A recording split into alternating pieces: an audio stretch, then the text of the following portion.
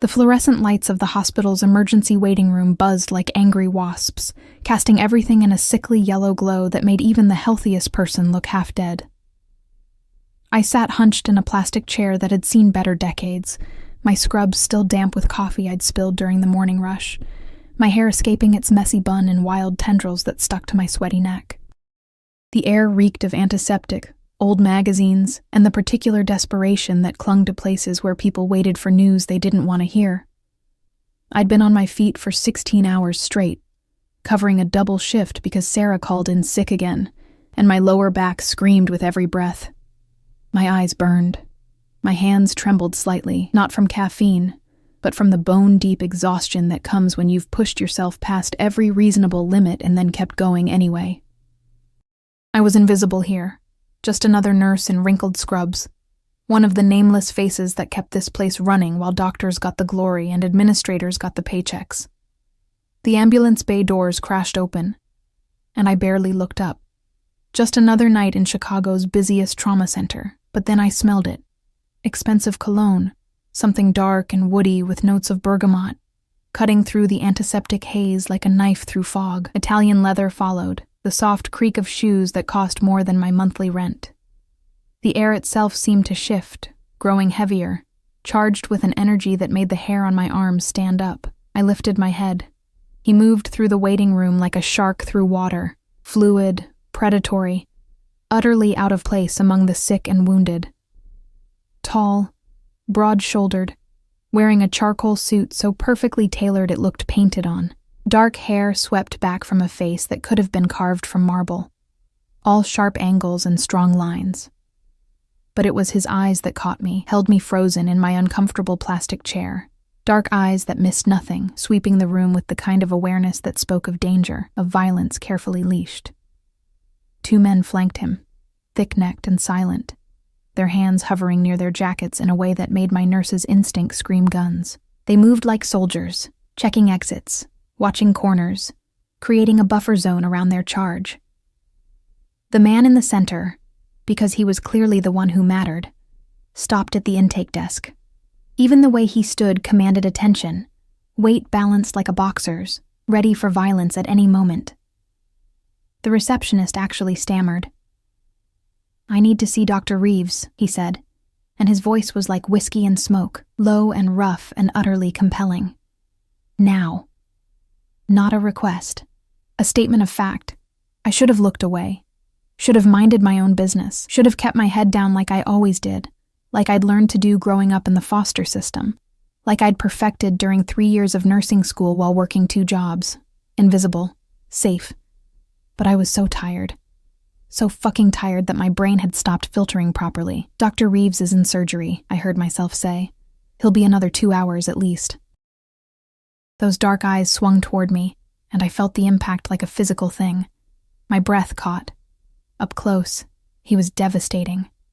Not handsome in any conventional way, but compelling, magnetic, with a scar cutting through his left eyebrow and another along his jaw that spoke of a violent past. His gaze pinned me to my chair, and I saw him actually see me for the first time. Those eyes tracking from my exhausted face to my stained scrubs to my worn sneakers. Something flickered across his expression. Surprise, maybe. Interest. "Who are you?" he asked. "Nobody," I said automatically, then winced. "I mean, I'm Emma Ross. I'm a nurse here." "Emma." He said my name like he was tasting it, rolling it around in his mouth. "What happened to Dr. Reeves? Multi-car pileup on the Dan Ryan. 3 critical patients in the OR." I stood up, swaying slightly, and his hand shot out, fast, so fast, to steady my elbow. His touch burned through my thin scrub top, and I jerked back instinctively. "Sorry. Long shift." He didn't let go immediately. His fingers lingered, warm and possessive, and I saw something dangerous flash in his eyes. "Boss," one of his men murmured urgently. "We should go.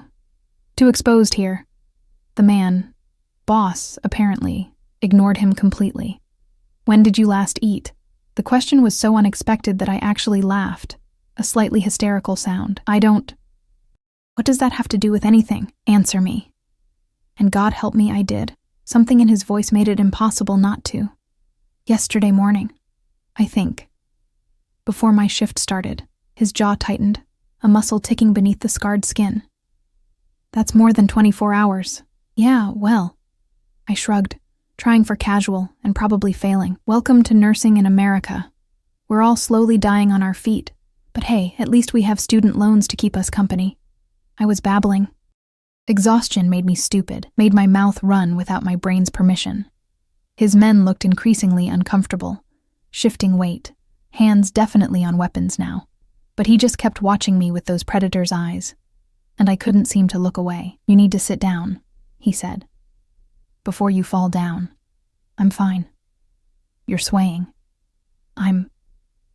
The waiting room tilted sideways. My vision grayed at the edges. Shit.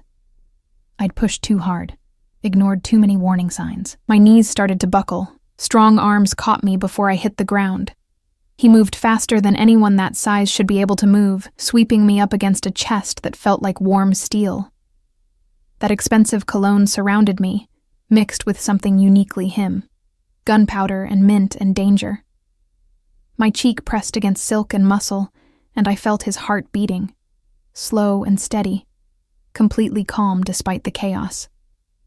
I've got you, he murmured, and the words vibrated through me. When was the last time someone took care of you, Emma? Never. The answer was never. But I couldn't say that. Couldn't admit how pathetically alone I was in this city of millions. So I did something incredibly stupid instead. I wrapped my arms around his neck and held on. Just hug me for a second, I whispered against his shoulder, too tired to care about propriety or consequences, or the fact that this man radiated danger like other people radiated heat. Please. I didn't know what I needed. Comfort. Warmth. Proof that I existed. That someone could see me. Really see me. Even for a moment. He went completely still. I felt it. Felt every muscle in his body lock down. Felt the sudden tension in his men. Felt the waiting room itself seem to hold its breath. His arms tightened around me fractionally, carefully, like I was something fragile that might shatter. Boss, one of the guards started. Quiet, he said, and the single word carried absolute authority. He held me. Right there in the emergency waiting room, in front of God and everyone, this dangerous stranger held me like I was precious. One large hand cupped the back of my head, fingers threading through my hair, and the other spread across my lower back, supporting my weight effortlessly. He smelled like money and violence and something darker, something that should have terrified me. It didn't. For those few seconds, I felt safe. Safer than I'd felt since I couldn't remember. Since before my parents died, maybe. Since before the foster homes and the survival and the endless, grinding loneliness of trying to make it in a world that didn't give a damn if you lived or died. What's your full name? He asked quietly, his breath warm against my temple. Emma Caroline Ross. I was so tired. So tired. Why? Just curious. His hand moved in my hair. Where are you Gentle, from, Emma Caroline Ross? Tender. Nowhere. Everywhere. I should pull away. I knew I should pull away, but his heart beat steady beneath my ear, and his arms were so warm, and I was so cold. Always so cold. Foster kid. Aged out at 18. Nursing school on scholarships and spite. No family? Not anymore. Something in his chest rumbled, not quite a growl, but close. How old are you? 23. You? Old enough to know better. There was dark amusement in his voice now, but apparently not old enough to be smart. I finally pulled back, or tried to. His arms loosened but didn't release me completely, keeping me steady on my feet. We were too close, his face inches from mine, and I could see gold flecks in those dark eyes. Could see the exact moment something shifted in his expression. Possession. That's what I saw. Raw, hungry possession. It should have scared me shitless. Instead, my traitorous body went warm all over. I started. Emma Ross. A security guard appeared at my elbow, young and nervous. Dr. Chen needs you in trauma 2. Stat. Reality crashed back. I stepped away from the stranger, and this time he let me go. though his hands lingered until the last possible second. I smoothed down my scrubs uselessly, aware I looked like hell, aware I'd just hugged a complete stranger in the middle of a hospital, aware that his men were staring at me like I was some kind of exotic creature that had wandered into their territory. "I have to go," I said unnecessarily. "I know." He reached into his jacket. His men tensed, I noticed, until they saw what he was pulling out. A business card, heavy stock, embossed. He pressed it into my palm, his fingers closing over mine.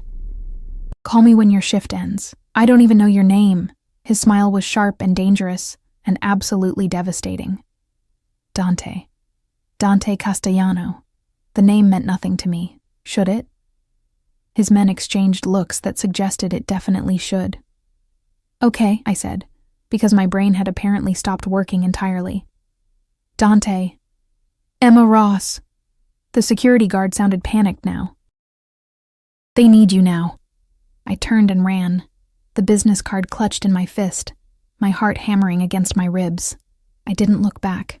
Couldn't. If I looked back, I'd see those dark eyes watching me, and I'd do something even stupider than I'd already done. I made it to Trauma 2, scrubbed in, focused on the GSW patient bleeding out on the table, but my mind kept drifting back to expensive cologne and dangerous hands and the way he'd held me like I mattered. It was only later, during my break at 3 a.m., that I Googled his name. The results made my blood run cold. Dante Castellano, head of the Castellano crime family. Suspected in 17 murders, though nothing had ever stuck. Controlled most of Chicago's South Side, with fingers in everything from construction to politics. Dangerous, ruthless, untouchable. And I'd hugged him. Asked a mafia boss to hold me. The business card felt like it was burning a hole in my pocket. I should throw it away. Block the number. Forget this ever happened. Instead, at 6 a.m., when my shift finally, mercifully ended, I found myself in the parking garage, staring at my ancient Honda Civic with its rusted bumper and check engine light that had been on for 6 months. Dawn was breaking over the Chicago skyline, painting everything in shades of pink and gold. My phone buzzed. Unknown number. "Did you eat yet?" I should have been terrified, should have called the police, should have done literally anything except what I did. I texted back, "No." The response was immediate. "Where are you?" "Hospital parking garage. Level 3. Stay there." 10 minutes later, a black SUV with tinted windows pulled up beside my car. The back door opened. Dante Castellano looked at me from the leather interior, still wearing that perfect suit, still radiating danger. "Get in, Emma," he said quietly. "Let me feed you." I thought about my empty apartment, my student loans, my bone-deep loneliness. The way he'd held me like I was something worth protecting. I got in. The door closed behind me with the solid thunk of expensive engineering. And as the SUV pulled away, I realized I'd just made a choice that would change everything. I just didn't know how much, not yet. But I would. God, I would. The SUV's interior smelled like leather and wealth, a world away from my car's perpetual scent of old French fries and desperation. Dante sat across from me in the spacious back seat, one arm draped casually along the top of the leather, his dark eyes tracking every micro-expression that crossed my face. The driver was silent, separated from us by a privacy screen.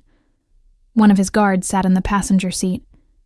I could see the back of his thick neck, the way his head moved constantly, scanning, watching. "Seatbelt," Dante said, and I realized I'd forgotten to put it on. My hands shook slightly as I fumbled with the buckle. Adrenaline was catching up with exhaustion, making my fingers clumsy. He leaned forward without warning, his hands covering mine, warm and steady and sure. He clicked the seatbelt into place himself, his face inches from mine, close enough that I could see the individual lashes framing those dangerous eyes. "Thank you," I whispered. "You're trembling." He didn't move back. "Are you afraid of me, Emma?" I should have said yes. Any sane person would have said yes. But exhaustion had stripped away my filters, left me raw and honest. "I don't think so. I should be, shouldn't I?" Something dark and satisfied flickered across his expression. "Probably." He finally sat back, giving me space I wasn't sure I wanted. But I'm glad you're not. The SUV moved smoothly through Chicago's early morning streets. Through the tinted windows, I watched the city wake up. Delivery trucks, early commuters, homeless people huddled in doorways. My city. The place I'd struggled to survive in for 5 years, fighting for every inch of ground. Where are we going? I asked. Somewhere safe. He pulled out his phone, typed something with quick, efficient movements. Somewhere you can eat without being interrupted. I have to sleep sometime. I work again tonight. His jaw tightened. Tonight? You just worked a double. Short-staffed. I need the money. I didn't know why I was telling him this. Maybe because he'd held me. Maybe because I was too tired to maintain the walls I usually kept up. Student loans don't pay themselves. How much? What? How much do you owe?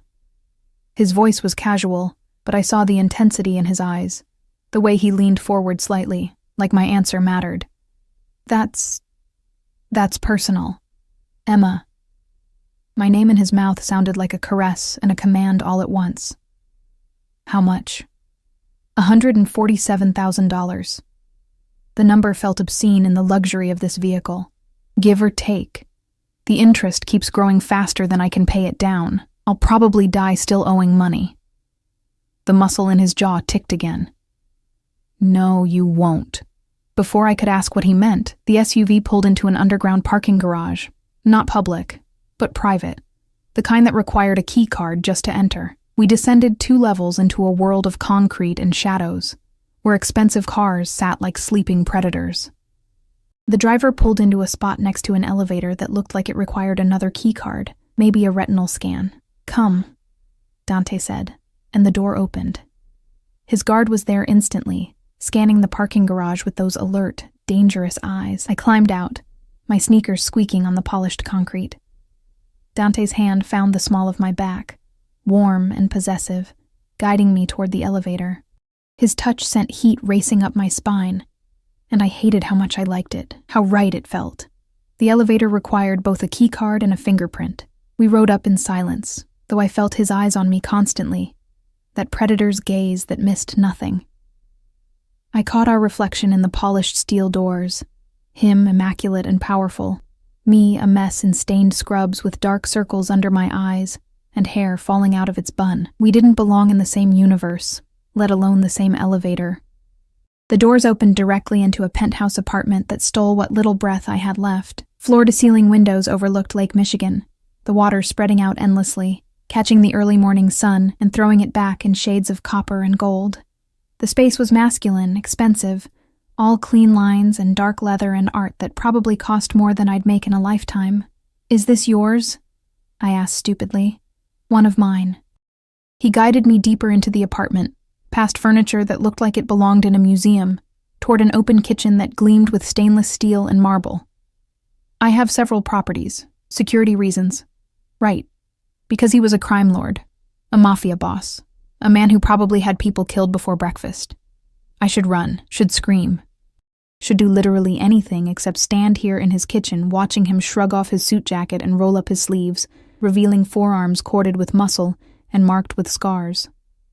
Sit, he said, pointing to a bar stool at the massive marble island. I sat.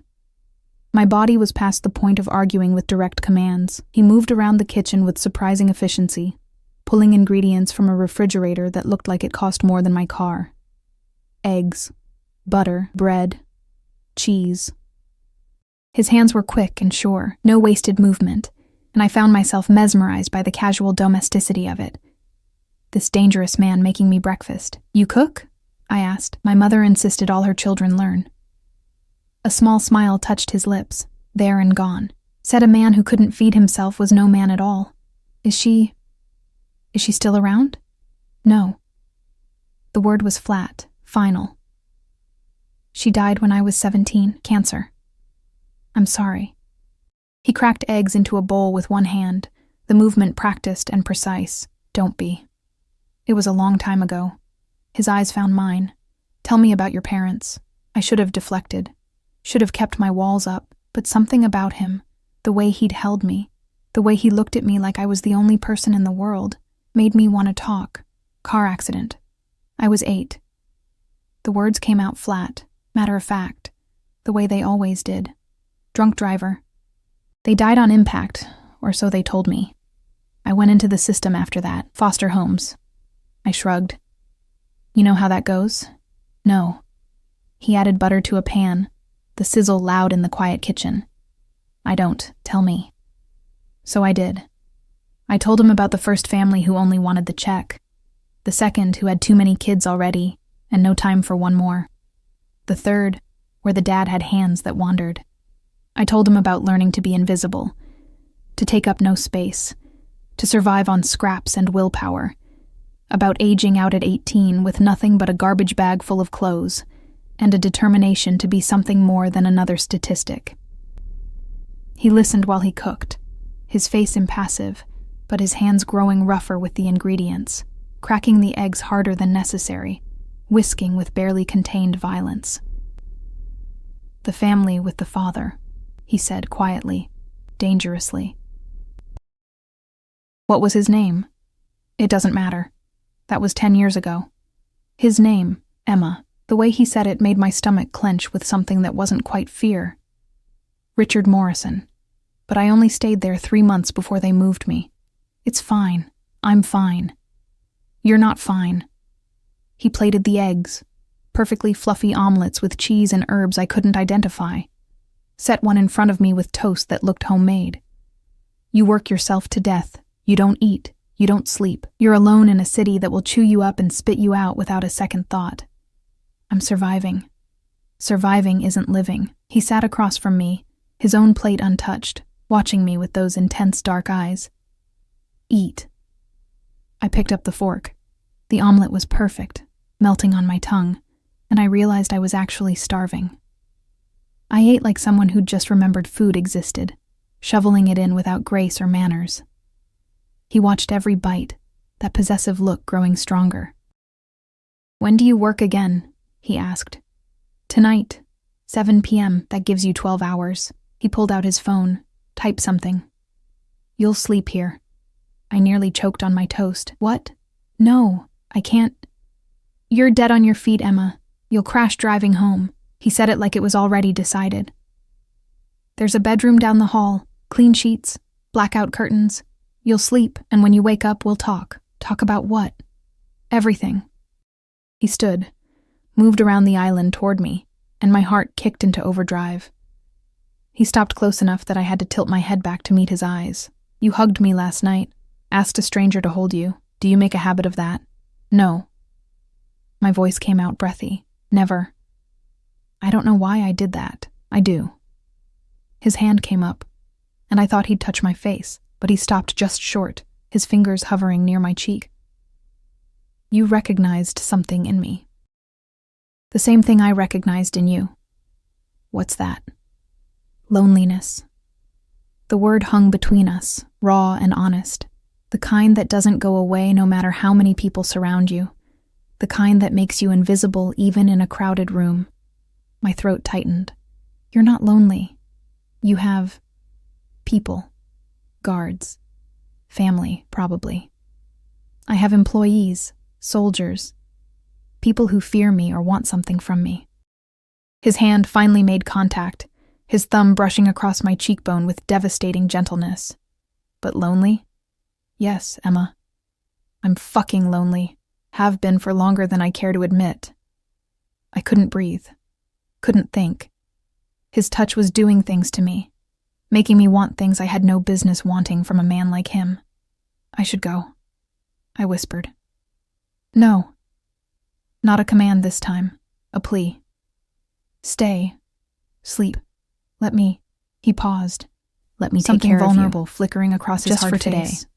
Every survival instinct I'd honed over 23 years screamed at me to run. This man was dangerous. This situation was insane. I didn't know him. Didn't know what he wanted from me or what price I'd pay for accepting his help.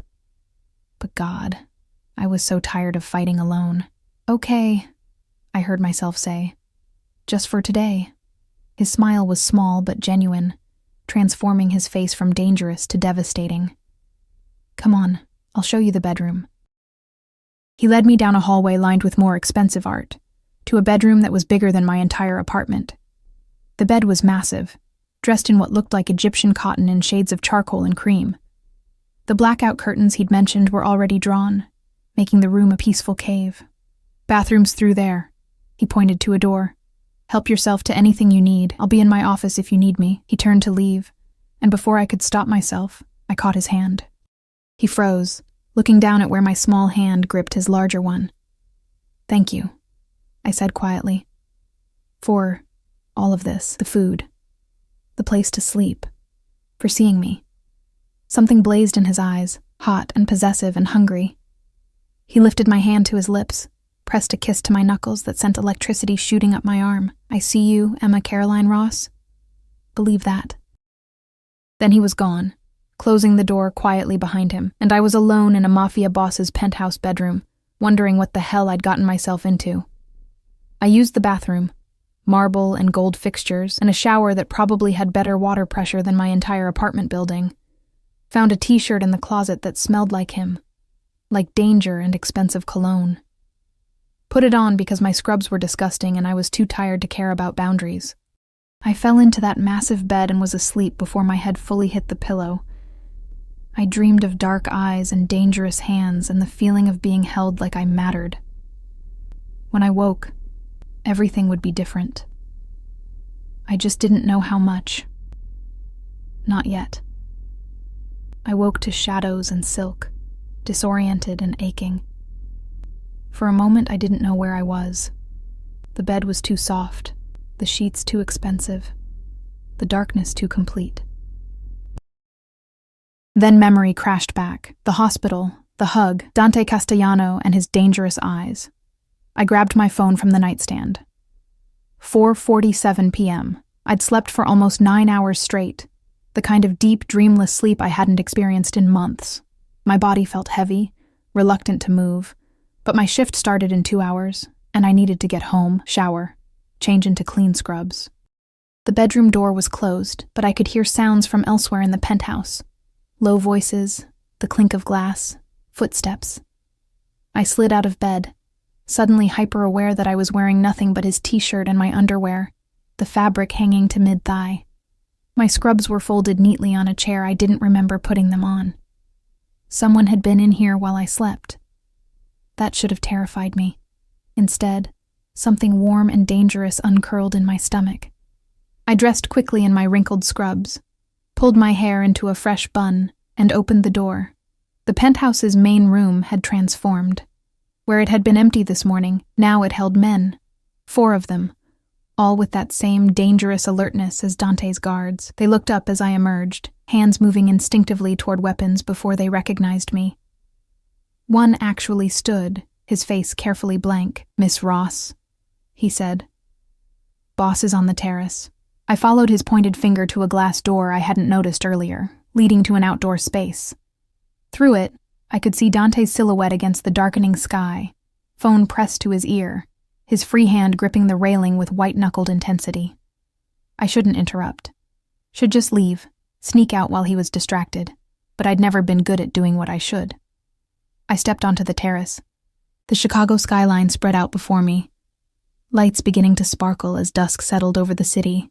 The air was cool, carrying the scent of the lake and the distant sounds of traffic. Dante stood at the railing, still in his dress pants and white shirt from this morning, though he'd lost the tie and his sleeves were rolled up. "I don't give a fuck what Marco thinks," he said into the phone, his voice ice cold. "He takes the deal, or I take his territory. Those are his options." A pause, then make him understand. "I want an answer by midnight, or things get messy." He ended the call, slipped the phone into his pocket, and turned. Those dark eyes found me immediately, and I watched his entire demeanor shift, the cold violence bleeding away, replaced by something warmer, hungrier. "You're awake," he said. "I need to get home. My shift starts soon." He moved toward me, predatory and purposeful, and I fought the urge to step back. He stopped close, too close, invading my space in a way that should have felt threatening, but instead felt like coming home. "You slept well?" he asked. Yes, thank you. For everything. But I really should. You're not driving. He said it like a fact. Absolute and unchangeable. Marco will take you home, then to the hospital. He'll wait in the parking garage and drive you back here when your shift ends. Back here? Dante, You can't afford your apartment. He said it bluntly, without cruelty. Just stating a fact he clearly already knew. I had someone look into it while you slept. You're 3 months behind on rent. Your landlord filed eviction papers yesterday. The blood drained from my face. You investigated me? I protect what's mine. He said it simply, like it explained everything, and you became mine the moment you put your arms around me and asked me to hold you. I'm not yours. My voice shook. I don't even know you. You know enough. His hand came up, cupping my face with a gentleness that contradicted everything I knew about him. You know I see you. You know I want to take care of you. You know that something happened between us in that hospital, something neither of us was looking for but both of us need. This is insane. Probably. His thumb traced my lower lip, and my breath caught. But you're not running. Why is that, Emma? Because I was tired of being alone. Because he looked at me like I mattered. Because for the first time in my adult life, someone wanted to take care of me instead of taking from me. I couldn't say any of that. I have to go to work. I know. He dropped his hand, stepped back, and I immediately mourned the loss of his touch. Marco will drive you. But Emma? His voice dropped, dangerous and possessive. You're coming back here tonight, not to your apartment. Here. That's not negotiable. You can't just... I can. I am. He pulled out his phone, showed me a screen I didn't understand at first. Bank transfers. Numbers with too many zeros. Your student loans are paid. Your rent is current through the end of your lease. Your car is being serviced and will be returned tomorrow, fully repaired. I stared at the screen, my brain refusing to process what I was seeing. That's over $150,000. Pocket change. I can't accept this. I can't. My voice cracked. Why? Why would you do this? Because you're mine now. He said it with such conviction, such absolute certainty. Because I'm going to take care of you, Emma. Whether you think you want it or not, whether it makes sense or not, you fell into my arms asking for comfort. And I'm going to give you everything you've ever needed and more things than you knew to ask for. I don't understand. Tears pricked my eyes, hot and unwelcome. People don't just... This doesn't happen in real life. It does now. He pulled me against his chest, and I went, helpless against the magnetic pull of him. His arms wrapped around me, strong and sure, and I felt that same sense of safety I'd felt in the hospital. You're not alone anymore. Get used to it. I should have fought, should have argued, should have maintained some dignity. Instead, I buried my face in his chest and let him hold me while I cried. For the relief of not being crushed under debt. For the terror of owing this dangerous man something I couldn't name. For the sheer overwhelming reality that my life had just changed in ways I couldn't begin to understand. I've got you, he murmured into my hair. I've got you, baby. You're safe now. The endearment should have felt wrong. We'd known each other less than 24 hours. But it didn't. It felt right, inevitable, like we'd been moving toward this moment since before we met. Eventually, I pulled back, wiping at my face with shaking hands. I have to work. I know. He smoothed my hair back from my face with gentle hands. Go. Marco will take care of you. But Emma? His expression turned serious, deadly. If anyone at that hospital gives you trouble, if anyone makes you feel unsafe or disrespected, you tell me immediately. Understood? Dante. Understood? The command in his voice made me shiver. Yes, good girl. The praise made heat pool low in my belly. Now go, before I decide to keep you here instead. Marco drove a different SUV, equally black, equally bulletproof looking. He was polite but silent, his eyes constantly scanning the streets as we headed toward my apartment building. I'd given him the address reluctantly, embarrassed by the neighborhood, the peeling paint on the building's facade, the broken security door. He didn't comment, just pulled up to the curb. I'll wait here, Miss Ross. Take your time. My apartment looked even more depressing than usual after spending the day in Dante's penthouse. The studio was barely 400 square feet, the furniture was secondhand, and the radiator clanked like it was possessed. But it was mine, bought with my own money, survived in through my own grit. Except it wasn't mine anymore, was it? Dante had paid my rent, paid my loans, made me dependent on him with the stroke of a pen. I should have been angry, should have felt trapped. Instead, I felt lighter than I had in years. I showered quickly, changed into clean scrubs, grabbed my bag. As I locked the door behind me, I wondered if I'd ever sleep here again. Marco was exactly where he'd said he'd be. He drove me to the hospital in silence, pulling up to the employee entrance at exactly 6:55 p.m. "I'll be in the parking garage level 3. When you're ready, Miss Ross," he said. "You're just going to wait for 12 hours? Boss's orders." He said it like that explained everything. Maybe it did.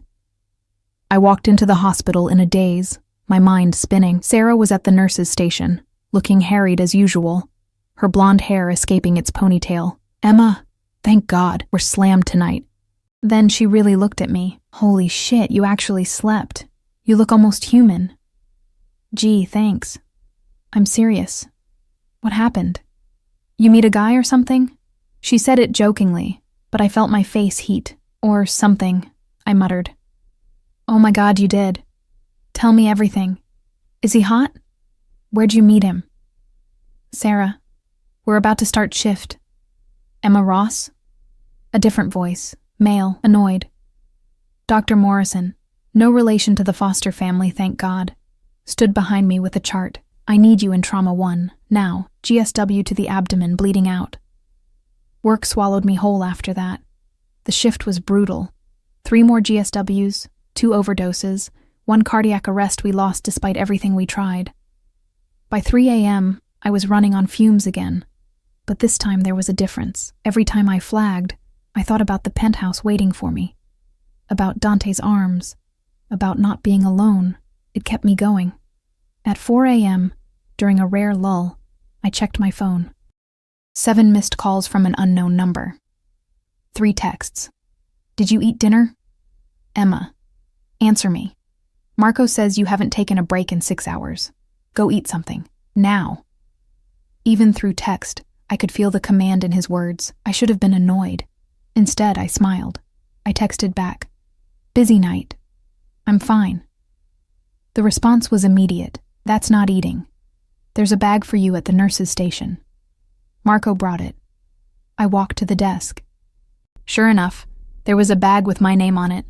Expensive, insulated, from a restaurant I'd never heard of. Inside was still warm pasta, fresh bread, a salad, and chocolate cake that looked like it cost more than my hourly wage. Sarah whistled low. "Okay, he's definitely a keeper. Nobody sends food like that unless they're serious." I ate in the break room, every bite reminding me that someone was thinking about me, caring about me, making sure I was fed even when I forgot to take care of myself. It was terrifying and wonderful in equal measure. The rest of the shift passed in a blur.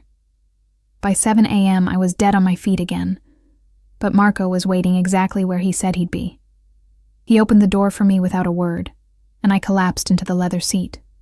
"The penthouse, Miss Ross?" he asked.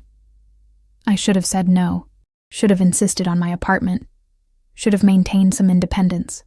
"Yes," I heard myself say. "The penthouse."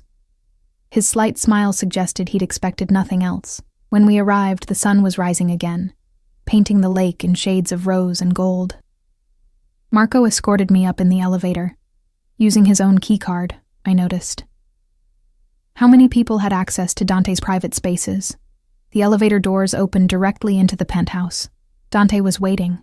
He stood by those massive windows, silhouetted against the rising sun, wearing different clothes than yesterday. Dark jeans and a black Henley that clung to his powerful frame. He'd been awake all night, I could tell. There was a tension in his shoulders, an edge to the way he held himself that spoke of violence barely leashed. When he turned and saw me, everything about him changed. The tension bled away. His expression softened. He crossed the space between us in 3 long strides and pulled me into his arms without preamble, without asking permission. I went willingly, my body already learning his shape, already craving his warmth. "You're okay," he murmured into my hair. It wasn't a question. "I'm fine. Just tired." "You ate what I sent?" "Yes." I pulled back to look at him. "Thank you." "You didn't have to do that. I take care of what's mine." He said it matter-of-factly, like it was the most natural thing in the world. His hand came up to cup my face, his thumb tracing the dark circles under my eyes. "You're exhausted. Come on." He led me to the bedroom, the same one I'd slept in yesterday. But now it felt different, more intentional, like this was becoming our space rather than just a guest room. He sat me on the edge of the bed and knelt in front of me, unlacing my sneakers with gentle, efficient movements. "Dante, I can... let me..." His eyes flicked up to mine, dark and intense. "Let me take care of you." So I did. I let him remove my shoes, let him help me out of my scrubs, his movements clinical, respectful, even though I saw the heat in his eyes. He handed me one of his shirts again, turned his back while I changed, and when I was ready, he pulled back the covers and guided me into bed. "Sleep," he commanded softly. "I'll be here when you wake up. You don't have to. Emma." My name was a warning and a promise. "I'm not going anywhere. Sleep." I wanted to argue, wanted to maintain some independence, some control over this situation that was spiraling into something I didn't understand. But exhaustion won. My eyes were already closing as my head hit the pillow. The last thing I felt was his lips pressing against my forehead, gentle and possessive. "Mine," he whispered. "Fucking mine." I slept. When I woke this time, it was late afternoon again, the room still dark behind the blackout curtains. But I wasn't alone. Dante sat in an armchair he'd pulled close to the bed, his laptop open on his knee, his face illuminated by the screen's glow. He was working, but his free hand rested on the bed near my pillow, close enough to touch, like he couldn't bear to be completely separate from me even while I slept. "Hey," I said, my voice rough with sleep. His head snapped up immediately, the laptop forgotten. "Hey yourself, how do you feel?" "Better." I sat up, and his shirt, because that's what it was now, his shirt that I wore to sleep, slipped off one shoulder. His eyes tracked the movement, darkening with hunger he didn't try to hide. "What time is it?" 4:30. "You slept about 9 hours again." He closed the laptop, set it aside, and moved to sit on the edge of the bed. Close. Too close. Not close enough. "Your shift doesn't start until 7 tonight. You have time." "Time for what?" "To talk." His hand found mine, threading our fingers together. The gesture was intimate, possessive, and sent warmth racing up my arm. "About what happens now." My stomach clenched. "Dante, you can't keep working these doubles, Emma. You're destroying yourself. I need the money." "No, you don't. Not anymore." He said it gently, but firmly. "Your loans are paid. Your rent is paid. You don't have any financial pressure anymore. So what? I just quit? Become dependent on you?" The words came out sharper than I intended. "I'm not some kept woman, Dante. I worked too hard to get where I am. I'm not asking you to quit." His thumb traced circles on the back of my hand. "I'm asking you to stop killing yourself. Work normal shifts. Take care of yourself. Let me help you." "Why?" The question burst out of me, raw and desperate. "Why do you care? You don't even know me." "This is insane. We met 2 days ago, and you're talking like we're what?" He leaned closer, his eyes intense. "Like you're mine? Like I'd burn down the entire city before I let anything hurt you? Like I've been waiting my whole life for someone to look at me the way you did in that hospital?" "That's insane," I whispered. "Probably." His other hand came up to cup my face. "But that doesn't make it less true. I'm 34 years old, Emma. I've spent the last 16 years building an empire, taking what I want, destroying anyone who gets in my way. And in all that time, no one has ever looked at me like I was just a man, someone worth holding. Someone's safe. You're not safe. My voice shook. You're dangerous. You're a criminal. You probably kill people. I do. He didn't flinch from the truth. I've killed 17 men personally, ordered the deaths of dozens more. I deal in violence and fear and control. I'm not a good man, Emma. I won't pretend to be. I should have run. Should have been horrified. Should have called the police.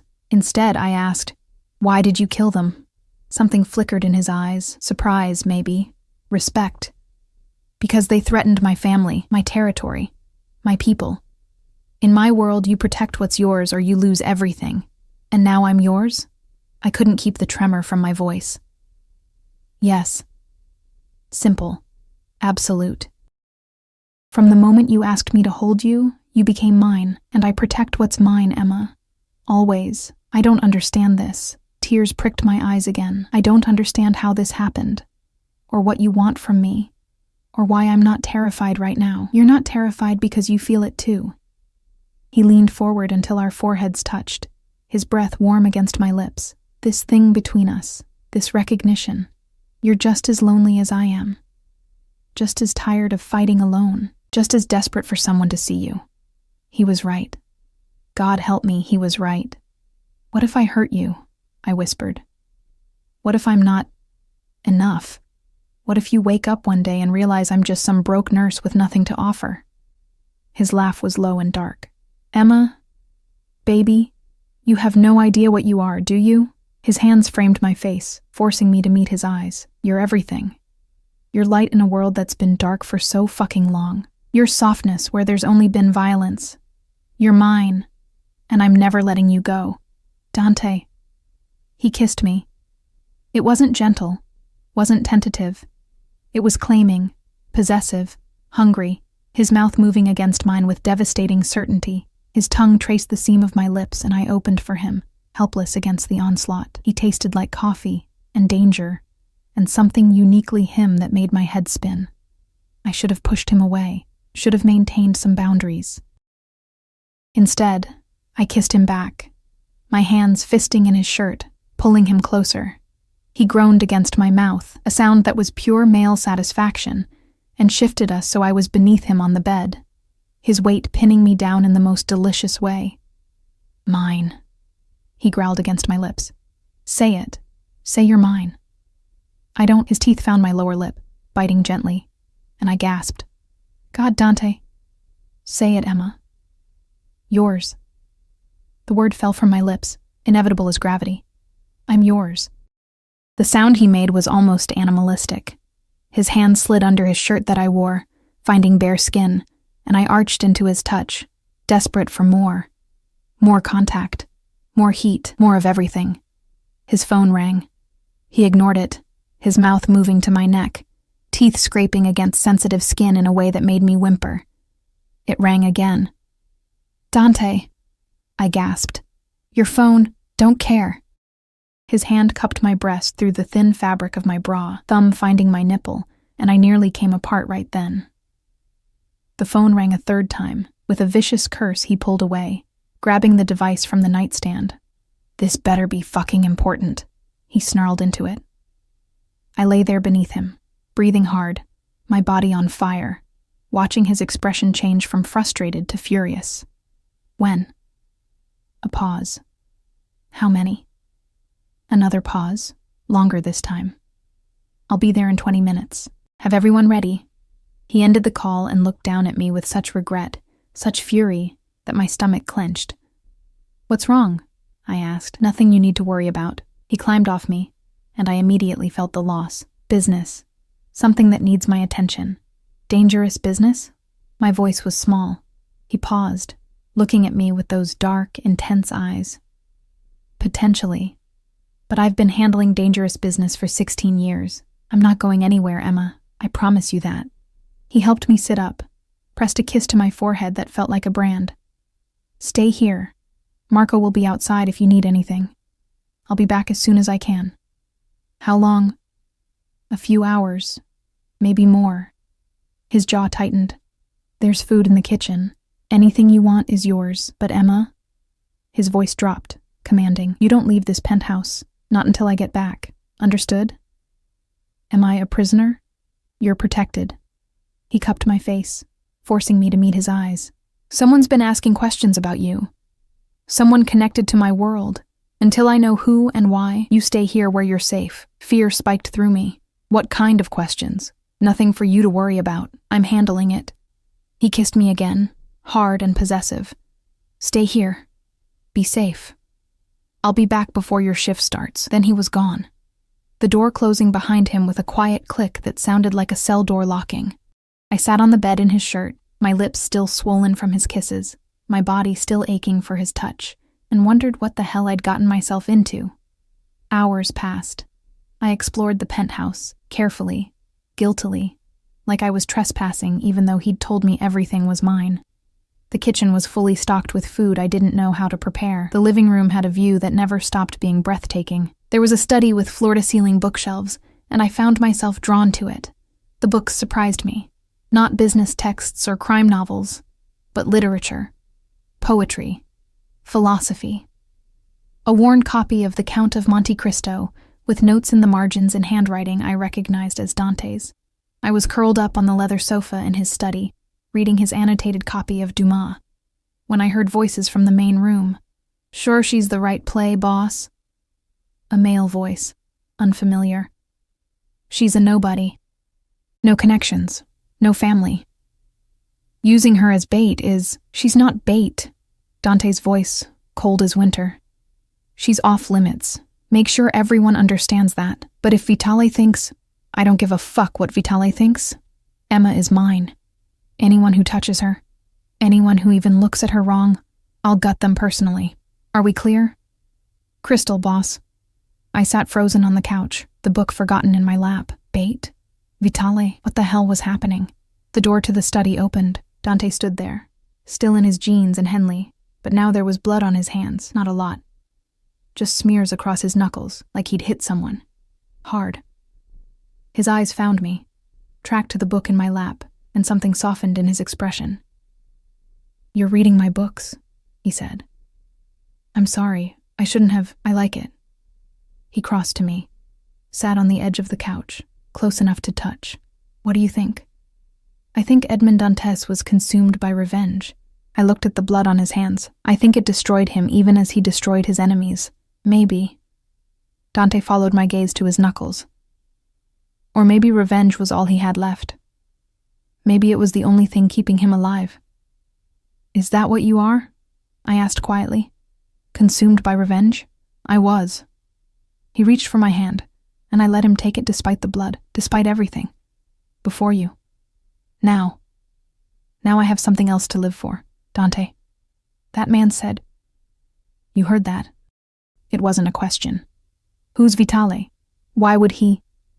Vitale is a problem I'm handling. His grip on my hand tightened. He's been moving against my territory, trying to gain ground. Somehow he found out about you. My blood ran cold. How? I don't know yet, but I will. The promise in his voice was terrifying. And when I do, I'll make sure it never happens again. Maybe I should leave. Go back to my apartment, if being with me is putting you in danger. No. The word was absolute. You're not leaving. You're staying right here where I can protect you. I'm not some damsel who needs, yes, you are. He pulled me into his lap, and I went, because fighting felt pointless. His arms wrapped around me, strong and sure. You're mine to protect, Emma. Get used to it. This is crazy. I know. He pressed his face into my neck, breathing me in. But it's too late now. You're in this. You're in me. And I'm not letting go. I should have fought. Should have maintained some independence. Instead, I wrapped my arms around his neck and held him back. Just as tight. Just as desperate. We stayed like that until it was time for my shift, wrapped around each other in his study. The Chicago skyline glittering outside the windows. The world closing in around us whether we wanted it to or not. Marco drove me to the hospital again. But this time there was a second SUV following us. More guards. More protection. The weight of Dante's world was closing around me like a fist, and I didn't know whether to feel safe or trapped. Maybe both. The shift was quieter than the previous 2 nights. a blessing I wasn't sure I deserved. Between patients, I found my mind wandering to Dante, to the blood on his hands, to the way he'd held me in his study like I was the only thing keeping him human, to the danger I'd apparently brought into his life just by existing. At 2 a.m., Sarah cornered me in the break room. "Okay, spill. Who is he?" "What?" "The guy. The one who's had you glowing for the past 3 days despite working yourself to death." She grinned. "Come on, Emma. I've known you for 2 years. You've never looked like this." "Like what?" "Like someone's actually taking care of you for once." Her expression softened. "It's good to see. You deserve it." Did I? I wasn't sure anymore. My phone buzzed. A text from Dante. "How's your night?" I smiled despite myself, typing back, "Quiet." "Boring, actually." "Good. Boring is safe. I like safe when it comes to you. How's your night?" A longer pause this time. Then, "Handled. Don't worry about it." Which meant violent. Which meant someone had probably gotten hurt because of me, because of whatever threat this Vitale represented. "Earth to Emma?" Sarah waved a hand in front of my face. "You're doing it again. That dopey smile thing. Shut up," I muttered. But I was still smiling. The rest of the shift crawled by. By 7 a.m., I was ready to collapse again, my body running on fumes despite the better sleep I'd been getting. But Marco was waiting, patient and professional, and when we arrived at the penthouse, Dante was there. He looked like he hadn't slept at all. His jaw was shadowed with stubble, his eyes rimmed with red, and there were new bruises on his knuckles. But when he saw me, his entire face transformed. "Come here," he said, and I went, helpless against the gravity of him. He pulled me into his arms and just held me, breathing me in like I was oxygen and he'd been drowning. I felt the tension in his body, the barely leashed violence, and I pressed closer instead of pulling away. "Bad night?" I whispered against his chest. "Better now." His lips found my hair. "Much better now." He carried me to the bedroom, actually carried me, lifting me like I weighed nothing, and this time when he helped me out of my scrubs, there was nothing clinical about it. His hands lingered. His eyes tracked every inch of exposed skin. The hunger in his gaze made my breath catch. "Dante, I know. You need to sleep." He pulled one of his shirts over my head, his knuckles brushing against my skin and sending sparks racing through me. "But after you sleep, we need to talk." "About what?" "About the fact that you're not going back to that hospital." I stiffened. "What?" "It's not safe anymore. Vitale knows where you work. He could get to you there and I can't." His voice cracked slightly. "I can't protect you there, Emma. Not the way I need to." "So what? I just quit? Give up everything I've worked for?" "No." He guided me to the bed, pulled the covers over me. "You take a leave of absence, a few weeks, maybe a month. Just until this situation with Vitale is resolved. And then what? Then you go back, or you don't. Or you find something else. Whatever you want." He sat on the edge of the bed, his hand finding mine. "But right now, today, I need you safe. Please, Emma. Don't fight me on this. I should have fought. Should have insisted on my independence, my career, my life. But I saw the fear in his eyes. Real fear. Raw and honest. And I couldn't do it." "Okay," I whispered. "A few weeks. Just until it's safe." The relief that crossed his face was devastating. He leaned down and kissed me, soft and sweet and grateful. "Thank you. I'll be right here. Now sleep." And he was. When I drifted off, he was sitting beside me. When I woke hours later, he was still there. His laptop open, but his eyes on me, always on me, like I was the most important thing in his world. The days blurred together after that. I called the hospital and took a medical leave. Not hard to arrange given how many hours I'd been working. Dante's world swallowed me whole. I learned the rhythms of his life, the dangerous dance of power and violence that governed his days. Men came and went from the penthouse. Meetings happened behind closed doors. Phone calls were made in Italian, rapid fire and harsh, and through it all, Dante kept me close, protected, cherished. He taught me to cook. Real Italian food, the recipes his mother had taught him. We spent evenings in the kitchen, his hands guiding mine, his body pressed against my back, his voice low in my ear as he explained the proper way to make fresh pasta. He took me shopping, insisted on buying me clothes that actually fit, that made me feel beautiful instead of invisible. He hated when I protested the expense, would kiss me silent, and tell me that taking care of me was his privilege, not my burden. He made love to me for the first time a week after I moved in, slow and careful and devastating, his hands worshipping every inch of my skin, his voice whispering promises in Italian that I didn't understand but felt in my bones. And after, when I lay wrapped in his arms, safe and sated and utterly claimed, he told me he loved me. It should have been too soon, should have felt like obsession or possession or something unhealthy. Instead, it felt like coming home. "I love you too," I whispered back, and felt him smile against my hair. But danger still lurked at the edges of our bubble. Vitale was still out there, still a threat, and I could see the tension in Dante's shoulders whenever his phone rang. The way his men looked at me with a mixture of respect and concern. I was the boss's weakness, his vulnerability, his one soft spot in a world that punished softness. It came to a head 2 weeks after I'd stopped working. I woke to find Dante's side of the bed empty, voices raised in the living room. I pulled on one of his shirts and padded out barefoot, following the sound of argument. "Can't keep her locked up here forever, boss. Vitale's just going to keep pushing until..." "Until what?" Dante's voice was ice. "Until I give her up? Hand her over? That's never happening, Marcus. Never.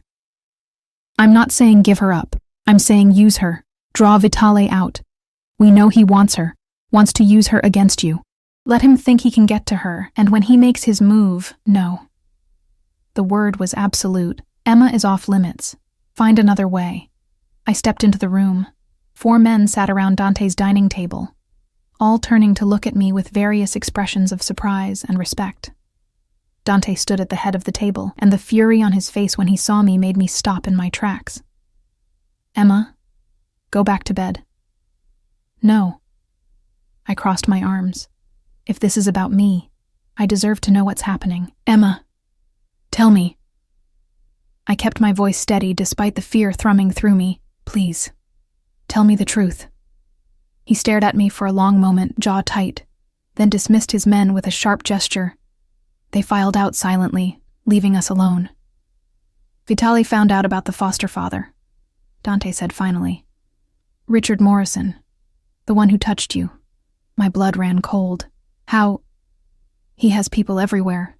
And he found out that Dante's jaw clenched. "I had Morrison taken care of. 3 days after you told me about him." "Taken care of?" My voice came out thin. "You mean..." "I mean he'll never touch another child again." No remorse in his voice. No regret. He deserved worse than what I gave him. I should have been horrified. Should have run screaming. Instead, I felt something warm and dark unfurl in my chest. Relief. Satisfaction. Justice. "Vitale is using this," Dante continued. "He's telling the other families that I'm going soft, that I'm making decisions based on emotion instead of business, that I'm compromised, weak. Because of me. Yes." He crossed to me, pulled me into his arms. "But I don't give a fuck what Vitale thinks. You're mine, Emma. Mine to protect, mine to avenge, mine to love. And if that makes me weak, then I'll be weak. But I won't give you up. What if..." I pulled back to look at him. "What if I could help? What if we could use me to..." "No." His hands tightened on my arms. "Absolutely not. You're not bait. You're not a pawn. You're mine. And I protect what's mine. But if it would end this, Emma..." He cupped my face, forcing me to meet his eyes. "Listen to me very carefully. I would burn this entire city to the ground before I let anyone use you. I would walk away from everything I've built, everything I am, before I put you in danger. Do you understand?" Tears pricked my eyes. "I don't want you to lose everything because of me." "You're not listening." His thumb traced my cheekbone. "You are everything. The business, the power, the respect. None of it means shit if I don't have you." You're what I was missing my whole life, Emma. You're what makes all of this worth it. So what do? A slow, dangerous smile crossed his face. We end this. Tonight. I'm done playing defense. It happened fast after that. Dante made calls, issued orders, and his apartment transformed into a war room. Men arrived, more than I'd ever seen before, all armed, all deadly serious. They treated me with careful respect, calling me Miss Ross or ma'am, their eyes always sliding away from direct contact. I was the boss's woman, untouchable, sacred. Dante wanted me to stay in the bedroom, locked away and safe. I refused. If this was happening because of me, I needed to see it through. We compromised. I stayed in his study, surrounded by guards, while he and his men prepared for whatever was coming. At midnight, his phone rang. Castellano, he answered, his voice cold. A pause. Where? Another pause. I'll be there in 30 minutes, alone. He ended the call and looked at me with regret and determination. Vitale wants to meet, just the two of us. He crossed to me, pulled me into his arms. I have to go, baby. Have to end this. Then I'm coming with you. No. Yes. I gripped his shirt. You said I'm yours. That means you're mine too, and I'm not letting you walk into danger alone. Emma, this is different. This is your world. I know. I stood on my toes and kissed him, but I'm part of your world now, for better or worse. So either we do this together, or we don't do it at all. The conflict on his face was painful to watch. Finally, he nodded, together. But you stay in the car. You stay safe. That's not negotiable. Okay. We drove to a warehouse on the south side, the kind of place where bad things happened and bodies disappeared. Marco drove, with 2 more SUVs full of guards following behind. Dante held my hand the entire way, his grip almost painful. If anything happens, he said quietly, if this goes wrong, Marcus will get you out. You run and you don't look back. Promise me. Dante, promise me, Emma. I promise. We pulled up to the warehouse. It was surrounded by Vitale's men, at least a dozen that I could see, probably more inside. Dante's men fanned out, creating a perimeter, hands on weapons. Stay here, Dante ordered, then kissed me hard and desperate. I love you. I love you too. I gripped his hand. Come back to me. Always. He stepped out of the SUV and walked into the warehouse alone. The longest 15 minutes of my life crawled by. I sat in the car, surrounded by guards, watching the warehouse and praying to a god I wasn't sure I believed in. Then gunfire erupted. The world exploded into chaos. Dante's men rushed the warehouse. More of Vitale's guards appeared from the shadows. The air filled with the sound of bullets and shouting and screaming. Marcus yanked open my door. We have to go, Miss Ross. Now. No. Dante's still in there. Boss's orders.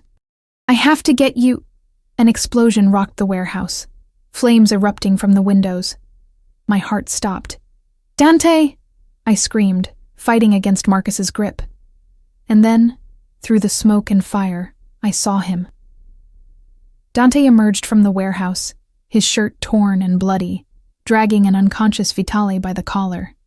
His men surrounded him immediately, providing cover, and he kept walking toward the SUV with single-minded determination. He threw Vitale to the ground at his men's feet. Take care of him, he ordered. Then his eyes found mine. Relief crashed through me so hard I nearly collapsed. He crossed to the SUV in 3 strides and pulled me out, into his arms, holding me so tight I could barely breathe. You're okay, I sobbed against his chest. God, Dante, you're okay. I told you I'd come back. His voice was rough, shaken. I'll always come back to you, Emma. Always. Behind him, his men were securing Vitale, hauling him away. The warehouse burned. Sirens wailed in the distance, and I held the man I loved, the dangerous, violent, beautiful man who'd given me everything, and I didn't care about any of it. Take me home, I whispered. Yeah, baby. He kissed my hair, my face, my lips. Let's go home.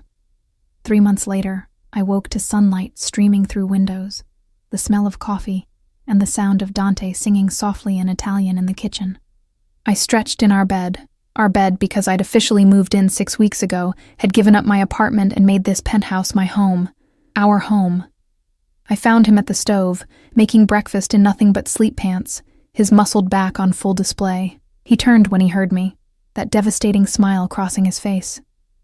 "Morning, beautiful. Morning." I wrapped my arms around him from behind, pressing my face against his warm skin. "What are you making?" "Your favorite. French toast with strawberries." He turned in my arms, kissed me slow and deep. "I have a surprise for you." "Another one?" "Dante, you just bought me a car." "Not that kind of surprise." He led me to the dining table where an envelope sat. "Open it." Inside was a letter from Rush University Medical Center, one of Chicago's best hospitals. An offer letter. Director of Emergency Nursing. 6-figure salary. Full benefits. I stared at it, my eyes filling with tears. "You've been restless," Dante said softly. "I know you miss nursing, miss helping people. This way you can go back, but in a position where you have control, where you're protected, where you can make a real difference. How did you—" "I know people." His smile was small. "I may have made some calls, convinced them you were perfect for the position. Which you are." I threw my arms around his neck and kissed him until we were both breathless. "Thank you," I whispered, "for seeing me, for knowing what I need, for everything. You gave me everything first." His hand slid down to rest on my hips. "You gave me a reason to be more than just the violence, more than just the business. You made me want to be better. You are better. You always were." I cupped his face, this dangerous, beautiful man who'd saved me as much as I'd saved him. "I love you. I love you too." He kissed me again, soft and sweet. More than anything in this world. Outside, Chicago sprawled in the morning light. Somewhere, Dante's men were handling business, maintaining the empire he'd built. Somewhere the world was still dangerous and violent and hard. But here, in our penthouse, in our home, wrapped in each other's arms, we were safe. We were loved. We were home. And that was worth everything.